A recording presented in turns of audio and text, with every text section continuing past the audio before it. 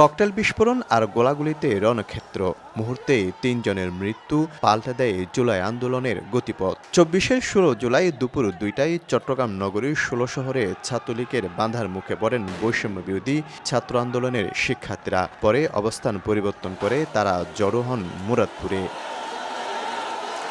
বিকেল ৩টায় শিক্ষা বোর্ডের সামনে দুই পক্ষের ধাওয়া পাল্টা ধাওয়া ককটেল বিস্ফোরণে পরিণত হয় রণক্ষেত্রে। ৩:৩০টার দিকে গুলিবিদ্ধ হয়ে শহীদ হন ওয়াসিম আকরাম, ফয়সাল আহমেদ শান্ত ও মোহাম্মদ উমর ফারুক। হাসপাতালে দীর্ঘ হতে থাকে আহতদের সারি। প্রধানমন্ত্রীর হাত থেকে পুরস্কার পাওয়া জুলাই যোদ্ধা উমর ফারুকের সঙ্গে চট্টগ্রাম শিক্ষা বোর্ডের সামনে ১৬ জুলাই আন্দোলনে নেমেছিলেন ওয়াসিম আকরাম। এখানেই ২ জন গুলিবিদ্ধ হন, তবে একজন হাসপাতালে, অপরজন যান মর্গে। ওয়াসিম একটা চট্টলার কিংবদন্তির নাম। ওয়াসিম চলে গেছে, হাজারো ওয়াসিম এখনো রাজপথে।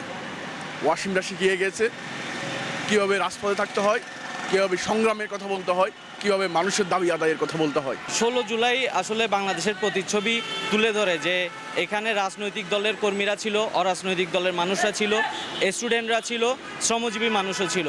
১৬ জুলাইয়ের যে তিনজনকে আওয়ামী লীগ সরকার হত্যা করেছে, এটার মাধ্যমে পুরো বাংলাদেশের ছোট্ট একটা চিত্র ফুটে ওঠে। কক্সবাজারের পেকুয়ে ছাত্রদল নেতা শহীদ ওয়াসিমের ঘর জুড়ে নানা স্মৃতি। রুখে দাঁড়াও বাংলাদেশ, ছাত্র সমাজ সহ ১৬ জুলাইয়ে দেয়া নানা ফেসবুক স্ট্যাটাস। জুলাই শহীদদের স্মৃতি ধরে রাখবে সরকার, এমন প্রত্যাশা তার বাবার। আমরা আমাদের ছেলে মেয়েদের কোনো বিচারের অগ্রগতি দেখি নাই।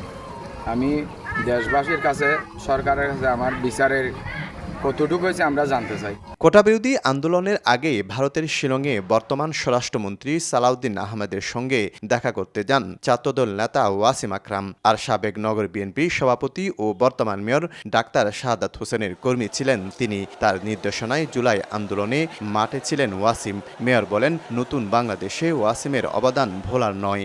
সে যে এই স্বৈরাচারী শেখ হাসিনার বিরুদ্ধে যুদ্ধে নেমেছিল, এ থেকে বোঝা যায় সে একজন অকুতোভয় সৈনিক, এবং তার পদাঙ্ক অনুসরণ করে সেদিন ৬ জন মৃত্যুবরণ করেছিল। আপনারা জানেন পুরো বাংলাদেশে ১৬ জুলাই ৩ জনেই চট্টগ্রাম থেকে। চট্টগ্রাম কলেজের ছাত্রদলের যুগ্ম আহ্বায়ক ও সমাজবিজ্ঞানের শিক্ষার্থী ছিলেন শহীদ ওয়াসিম আকরাম। উত্তাল সময় ২৪-১৬ জুলাই মুরাদপুরের এই জায়গায় গুলিবিদ্ধ হয়ে শহীদ হন ওয়াসিম, শান্ত ও ওমর।